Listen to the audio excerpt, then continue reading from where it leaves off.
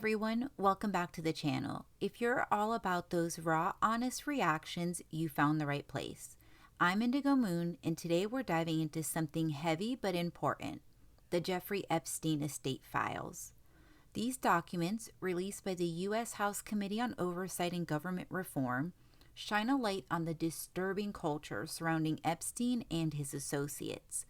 This section focuses on transcripts where individuals gave sworn testimony about the extent and nature of Epstein's activities and his high-profile associates. We're going to react to some of the most impactful pieces together, so buckle up. It's going to be real, raw, and eye-opening. Section 1, Sworn Testimony and Witness Accounts. This section focuses on transcripts where individuals gave sworn testimony about the extended nature of Epstein's activities and his high-profile associates.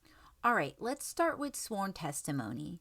In House Oversight Document 012492, a witness admits to lying to their father, saying they were going shopping when they were actually going to Epstein's house. Also, the attorney shamed her by talking about her troubled youth with her ex-con father and absentee mother. So they were using her troubled past against her. So instead of understanding that this 16, 17-year-old girl was getting taken advantage of based on her circumstances, the attorney manipulated that information to paint her out to be some kind of liar, criminal. It also exposes that atmosphere of secrecy and deception that surrounded everything. It shows the culture and attitude of the time that the victims were treated as criminals, especially the minors. And so here we'll go over some of these House Oversight documents. This one is document 012491. It starts with Mr. Teen, so one of the attorneys. You tell Blink the truth, don't you? She answers, excuse me? You tell Blink the truth, don't you? When it's, yes, I tell Blink the truth. Who's Blink's drug dealer? My sister doesn't have a drug dealer. She lives in Georgia with my mother. Okay. Who is the drug dealer who dropped you and Blink off at 5:45 a.m. in 2006 after being out all night, the two of you using drugs at Palm Beach County Estates where your father called the police? Mike Blink. The drug dealer? He is the drug dealer. Do you remember Blink was arrested by the Palm Beach Police Department and taken to Juvenile Assessment Center that morning? I do remember that. Now, before you massaged Epstein, you were involuntarily admitted into a juvenile education facility. Isn't that right? Did you say involuntarily? Yes. No, I was willing to go. I duly said sure. And you went there because you were lying so much, no one could control you. Isn't that correct? The next page is the document I was referring to, 012492. So here she continues on and she says, very incorrect. So he asks, now you lie to your parents all the time, don't you? Incorrect. Mr. Leopold. So her objection, argumentative. Mr. Teen, sorry. She answers incorrect. Then he asks the question again. The day you went to Epstein's house, you lied to your father about where you were going. Isn't that correct? She answered correct. You admitted to the police that you told your father that you were going shopping, didn't you? Yes. And that was a lie, wasn't it? Yes. Isn't it true that your father has accused you of lying? All the time. Didn't your father throw you out of the house Thanksgiving of this past year because you were lying so much to him? Yes, he did kick me out. No, that wasn't the reasons why. Didn't your father throw your sister Blink out of the house too? Yes. And he threw her out of the house the week, and that continues in House Document 012493. After Thanksgiving, right? I don't know the dates, but sure. Sounds about right. Sure.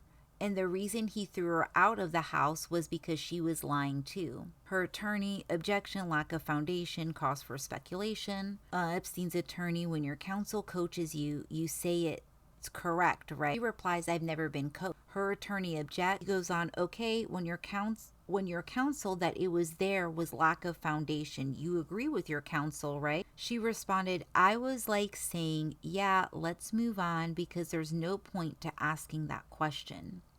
Your father threw Blank out of the house because she was lying, correct? Her attorney objected again. Same reasoning, lack of foundation. Hold on, Blank. Let me just make the objection. Lack of foundation, predicate, cause for speculation. Mr. Teen tells her to answer. She says, I'm not my sister, I don't know. The next document is 012494. Question, I want to know what you know only. And she said, I don't know. You don't know? That's your answer? Yes. Now your parents filed a police report regarding Mr. Epstein, correct? Yes. Now your parents are also lying, aren't they? Yes. Her attorney, just so the record is clear, the father, because the mother was up north. Mr. Teen, don't testify, counsel. Then her attorney, they actually have a bit of a back and forth here. So the record is clear, the father, the mother was, counsel, don't coach and testify, please. That's absolutely inappropriate. You just asked the wrong question. You can't coach her that way, and you well know it. For the record, it's the father. He remarried, I think, on his third marriage. You cannot. It's absolutely, totally against the rules, and you know it. The natural mother lives in Georgia. You need to behave. So it gets pretty juicy at the expense of this poor woman, right? But all right, so the attorneys go off some more. Her attorney says the natural mother lives in Georgia. The father is here locally. Mr. Teen says, stop coaching, stop talking. You object. You know the rules. You just lectured me about the rules, counsel. So why don't you play the rules? Or only when they fit. Why don't you grandstand a little more? Now, give us a 5-minute speech, Mr. Leopold. Are you finished for the record? I'm not talking to you. Do what you want. Don't say anything. So he goes on with his questioning. Blink, your parents. Her attorney says, hold it. Don't say anything yet. Your parents who filed the police report are also liars. Don't answer the question. You're not going to answer until I make the record. I want to put on the record now that counsel appears to be finished with his comments for the record. That the previous question was inappropriate, was intentionally misleading. Now you can ask the question. So he asks again, your parents who filed a police report, and this continues on page 012496. In this case, are also proven liars, aren't they? Mr. Leopold makes the same objection. His attorney continues, aren't your parents liars? Mr. Leopold calls for speculation, lack of predicate. He says, stop coaching. You know what this is, Leopold. Calls for speculation, lack of foundation. The witness, when you say parents, my mom is not, but sure, yeah, my dad has been in jail for lying. Your dad went to federal prison for 2 years for lying, right? Correct. Did he tell you it was for financial fraud? Yes. For stealing money from some financial institutes? Correct. And do you think your father is trying to steal your lawsuit money away from you? Don't look at your attorney for the answer. Mr. Leopold comes in. You can answer if you know the answer to it. I have no idea. And that's pretty much where it ends with that bit of proof. But it shows, yes, I understand Epstein's attorneys are going to go hard on her. But it wasn't just that. It was the culture of the time. Girls that were actually victims of being manipulated by older men to do these type of acts were treated like they were whores and sluts. And I can tell you, I'm going to age myself, but I can tell you, having been in high school in this time period, I knew girls that got into this same type of work. I can't say it was for Mr. Epstein. I don't know.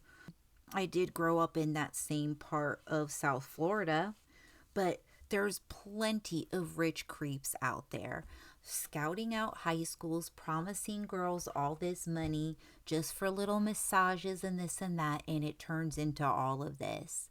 And then when the girls would go to the police and try to tell them what was going on, they would shame them, call them to their face sluts and whores. And if you got a female cop, it was even worse. She was definitely going to shame you in front of everybody just to make the point. So what did most girls do? Keep the fuck quiet. Clip 2. Next up, House Oversight 012347. This is one of the heartbreaking ones. A 17-year-old describes being paid $200 for a massage and being told she might be asked to take off her shirt. It's chilling to see how transactional the abuse was. And think about it, $200 might sound a lot like for a teenager, especially in that time, but it's nothing compared to the power imbalance that's at play. This wasn't just money. It was a tool of control, a way to normalize exploitation under the guise of an opportunity. It also shows how these girls were scouted by other girls, mostly out of fear and manipulation. So a cycle abuse that kept this man's empire rolling for decades. Okay, so we're going to take a look at House Oversight 012347. It starts with Detective Rickeri, December 13, 2005. This is the ID number, Detective Joe Rickeri with the Town of Palm Beach Police Department. Present is Detective Dawson with the Palm Beach Police Department. So by Detective Rickeri, so they go over, her name, the spelling, her birthday, and how old she was, which she was 17. So he says, okay, you saw I just spoke to your mom, and she gave me the authorization to speak to you. I am investigating a case involving a gentleman by the name of Jeffrey. You may know him as Jeff or Jeffrey, lives in Town of Palm Beach. We believe that you may have some information pertaining to his residence and or a visit at his house. I'm going to ask you in your own words. Tell me exactly what happened from the beginning. I may interrupt you to ask you some more questions. And before we begin, can you raise your right hand from me? Then he swears her in. She replies, I do. And he asks, okay, in your words, tell me exactly how you met the gentleman in Palm Beach. It says, in audible, not really friends, blank told me in close that she found a way to make money. You can get money. And then she said if I ever told anybody, she'd beat my ass. And so I didn't even know what she was talking, okay? She said this guy's house, a place where old guys are, and just massage him for 45 minutes and get $200. And so she picked me up after work. We went down there. Right before we got in, there she's like, oh, he might ask you, like, take off your shirt or something. But I didn't.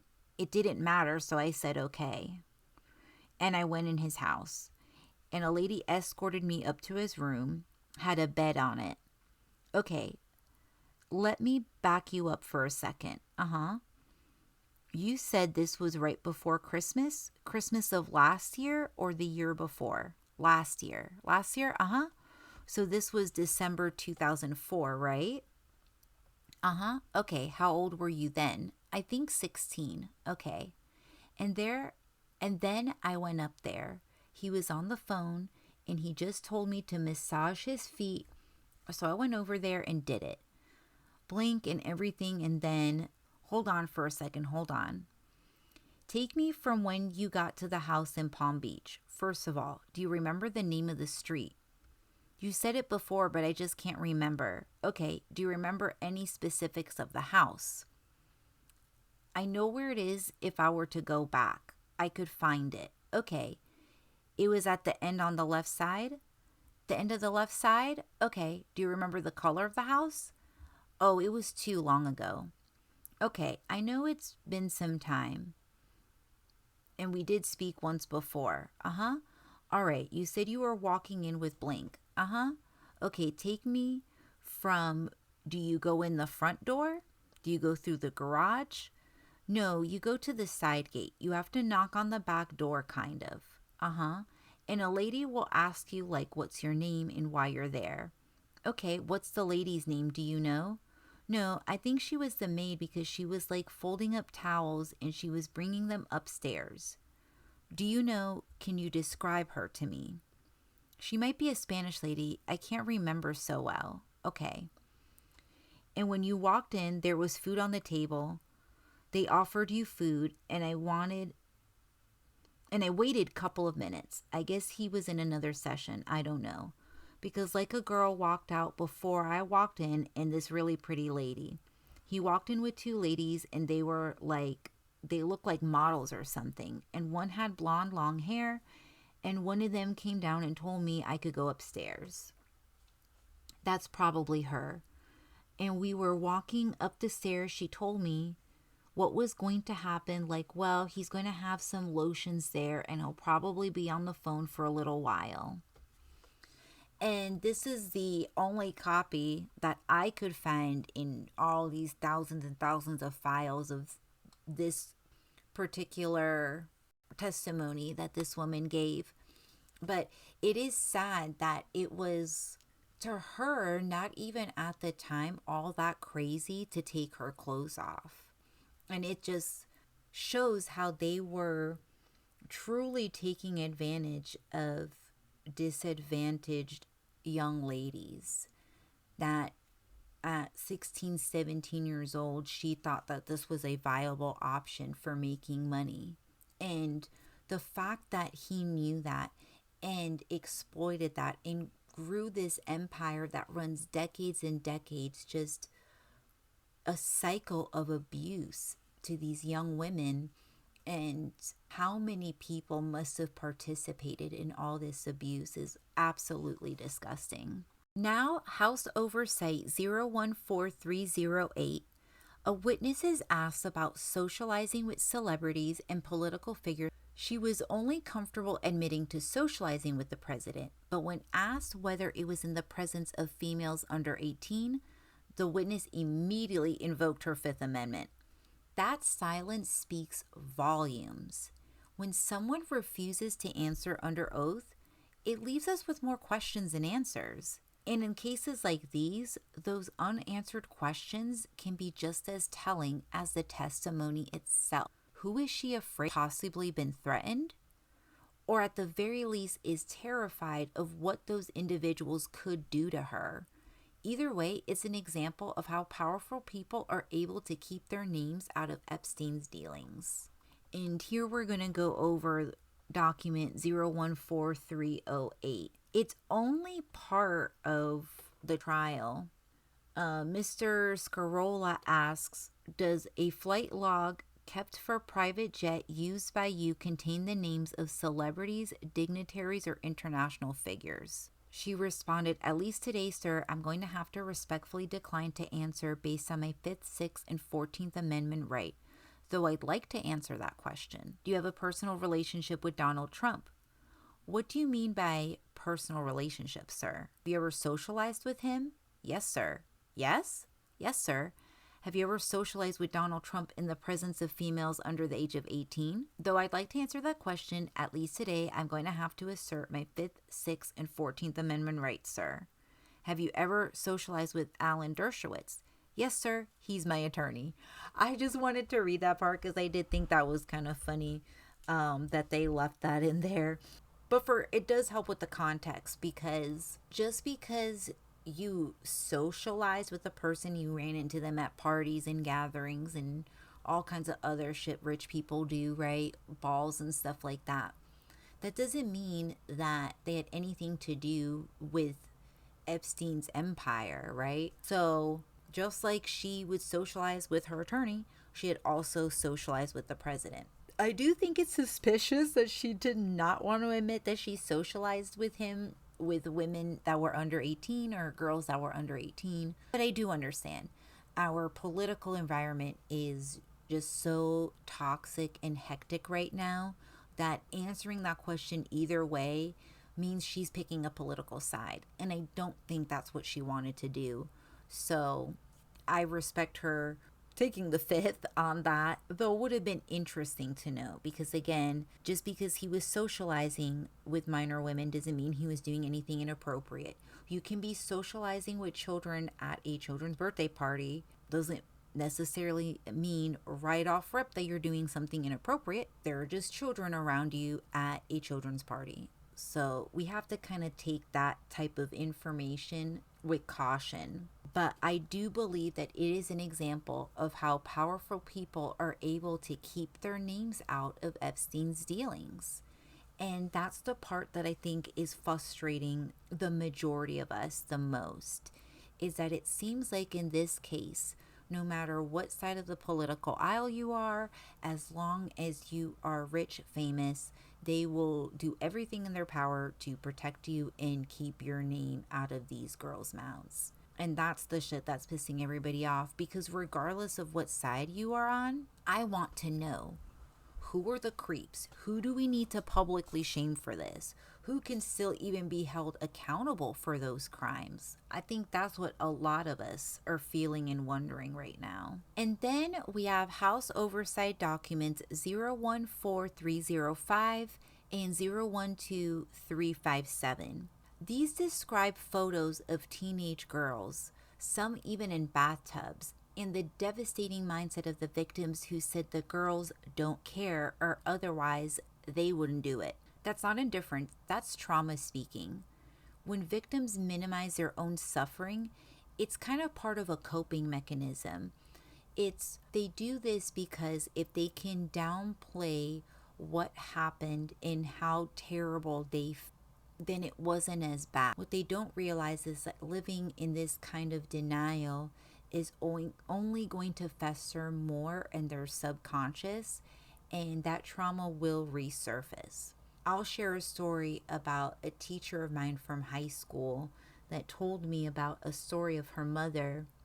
Once her mother, I don't know, her mom had to have been in her 60s, 70s, maybe 80s, and she had all of a sudden just went into a panic and had a heart attack, ended up in the hospital. When they got her stable and she was able to talk to her mother to ask her what happened, she said she was washing the dishes and literally had a flashback of a childhood abuse that had happened to her by a family member. And she had pushed it back for so many decades that when it hit her in that moment, she went into literal shock. So these things do manifest back and can be even worse than just dealing with that trauma at the moment and truly moving forward, not just pushing it into the back of your mind. So it's just heartbreaking, right, to see this. The first one I'll show you is 014305. These are also looks like court transcripts. It asks, okay, do you remember the photographs? Then their attorney objected for form and foundation. The victim said not specifically no. So the attorney asked, at one point during your statement, the specific passage that I'm asking you about is you say teenage, he got lots of pictures of teenage girls, like real photos he took. Yeah, they were not displayed. Object to form and foundation. Okay, where were they? I remember one incident where he showed them to me, and they were young women in the bathtub. And did he take pictures of you? Yes. Did he take pictures of you naked? Yes, as far as I know, they were never recovered. And that's really the only piece of that transcript that they gave us. So not really much, but I guess something that at least kind of gives us some alleged proof that he definitely was doing very inappropriate things to these young women. So in document 012357, this is also a part of, I think, that previous line of questioning, because it is at least the same detective. I'm not sure if it's the same victim. So it says it's by Detective Ricari. They couldn't hear the question, and only part of her answer says, call her, open your mouth to any of them. Detective asks, we will absolutely tell them that they will be obstructing my investigation.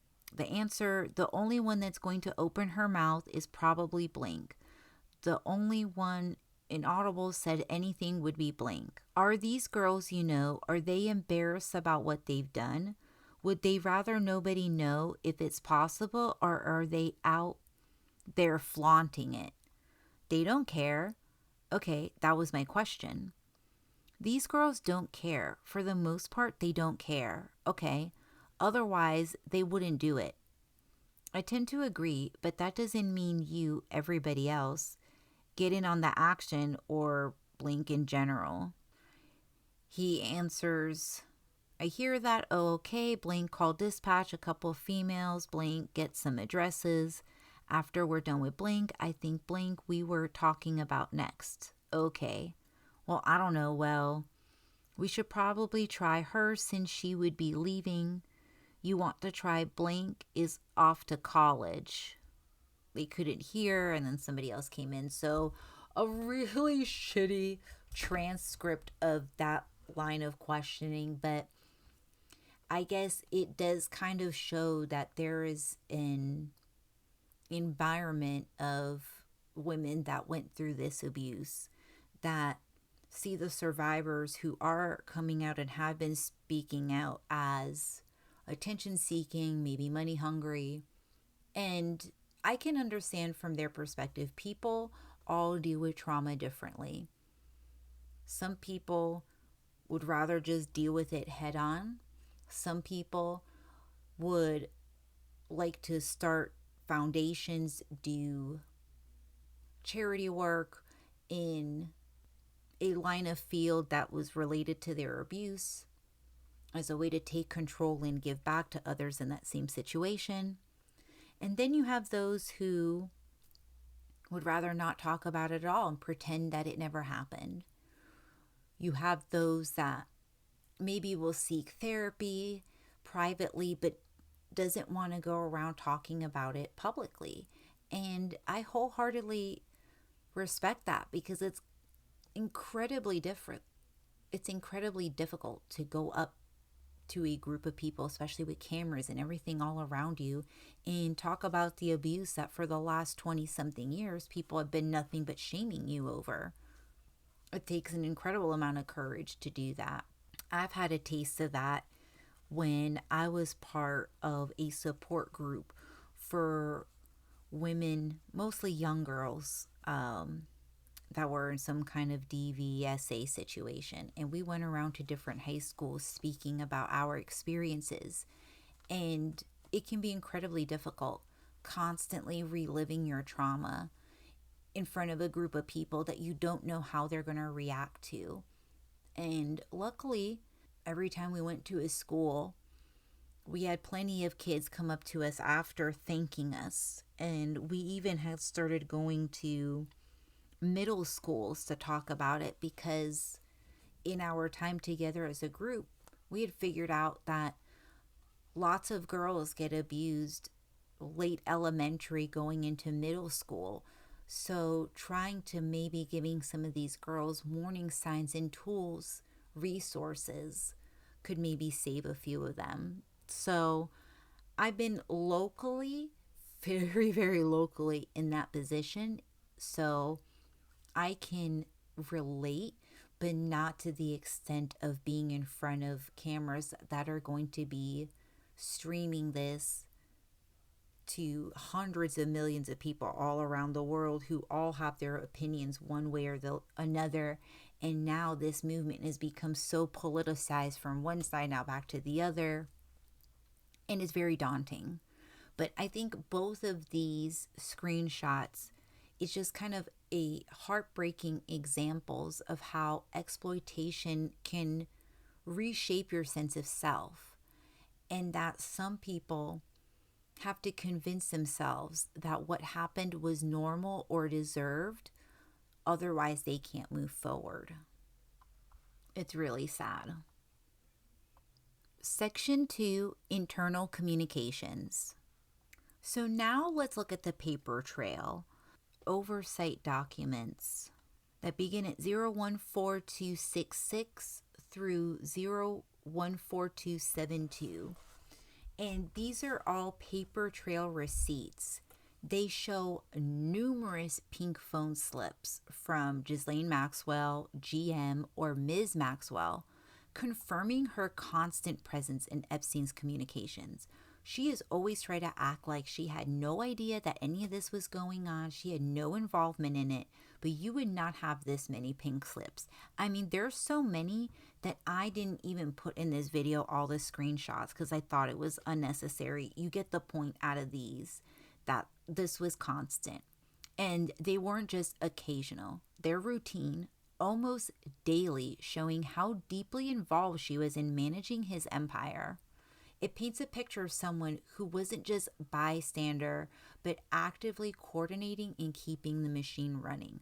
So all of her statements and testimony that she had no idea what was going on, it just seems unbelievable at this point when you see all these call pink slips.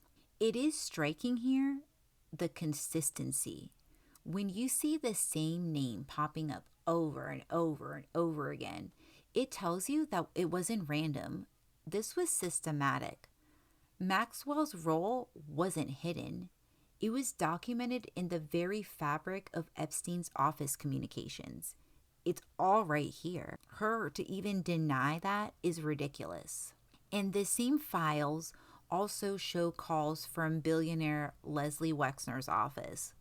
Wexner was Epstein's former mentor, and these slips prove that he was still actively connected to Epstein during that time.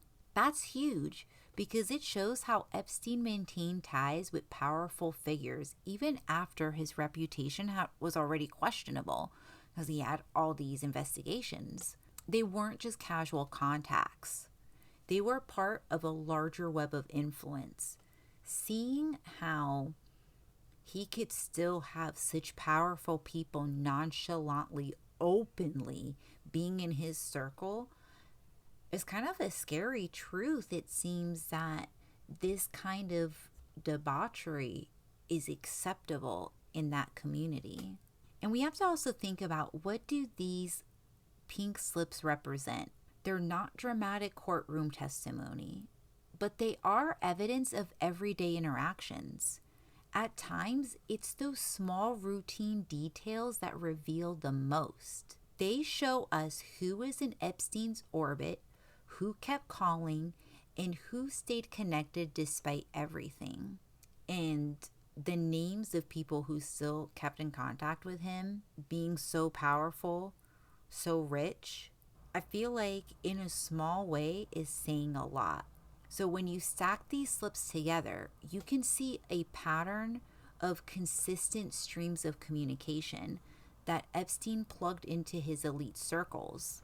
It's kind of like looking at a backstage pass to his world, where money, power, and secrecy are all intersected.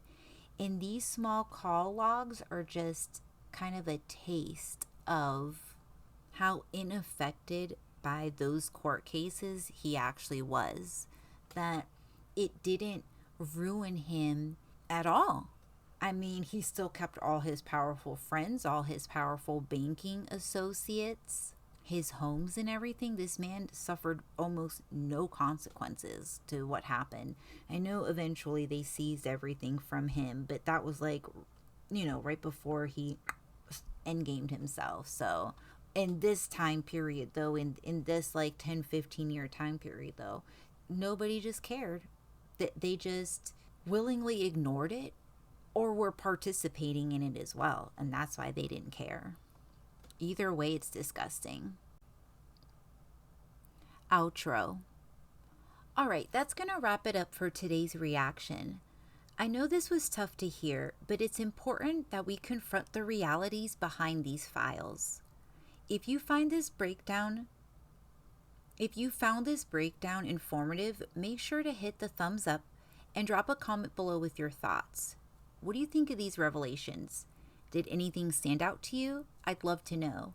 And if you're new here, please don't forget to subscribe and turn on the notification bell so you never miss a reaction. It really helps to build this channel and community, even with just one like and one sub. We cover everything from breaking news to cultural commentary, and we're always keeping it real. So please keep coming back. And thanks for watching, and we'll see you in the next one. Thanks, guys.